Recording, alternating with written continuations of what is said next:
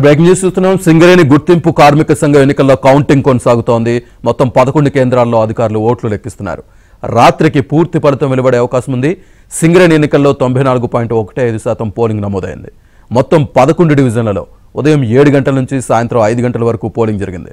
13 కార్మిక సంఘాలు బరిలో ఉండగా సింగరేణి విస్తరించి ఉన్న పెద్దపల్లి, మంచిర్యాల, కొమరంభీం, ఆసిఫాబాద్, భూపాలపల్లి, భద్రాద్రి కొత్తగూడెంలోని పోలింగ్ కేంద్రాల్లో బ్యాలెట్ పద్ధతిలో ఎన్నికలు నిర్వహించారు.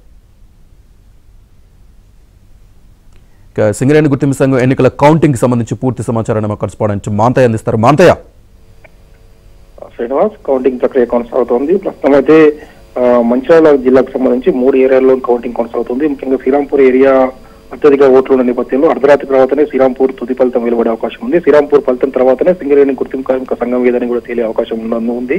ప్రస్తుతానికైతే కొత్తగూడెం, భద్రాద్రి కొత్తగూడెం జిల్లాకు సంబంధించి ఇల్లందుతో పాటు కొత్తగూడెం కార్పొరేట్ ఏరియాకు సంబంధించిన ఫలితాలు వెలువడ్డాయి. అక్కడ కొంత ఓట్ల సంఖ్య తక్కువ ఉండడంతో వెంటనే ఫలితం వచ్చింది. అక్కడ రెండు ఏరియాలో కూడా ఐఐటీసీ విజయం సాధించింది. అయితే ఇంకా కీలకమైన ఏరియాలున్నాయి. అందులో 5 నుంచి 9,000 ఓట్ల వరకు ఉన్న ఏరియాలున్నాయి. ఇంకా 9 సంబంధించి అవన్నీ కూడా మరొక 2 గంటల తర్వాతనే కొంత క్లారిటీ వచ్చే అవకాశం ఉంది. ప్రస్తుతం అయితే బెల్లంపల్లికి సంబంధించిన ఓట్ల లెక్కింపు ప్రక్రియ కొనసాగుతుంది. మరి కాసేపట్లో ఫలితం వచ్చే అవకాశం ఉంది.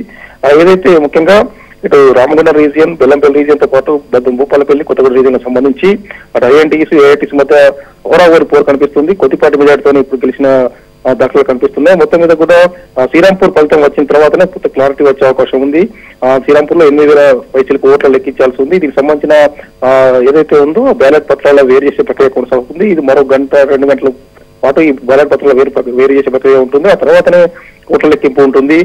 మొత్తం మీద కూడా ప్రస్తుతానికైతే 2 ఏరియాల్లో ఐఐటీసీ గెలిచినా కూడా మిగతా 9కి సంబంధించిన ఏరియాల్లో కీలకమైన ఏరియాలో దాదాపు 7 ఏరియాలు ఉన్నాయి. ఈ ఏరియాలలో దాదాపు 30,000 ఓట్లు లెక్కించాల్సి ఉంది. ఈ శ్రీనివాస్ మొత్తం మీద కూడా అర్ధరాత్రి తర్వాతనే తుది ఫలితం వెలువడే అవకాశం ఉంది. Right, thank you.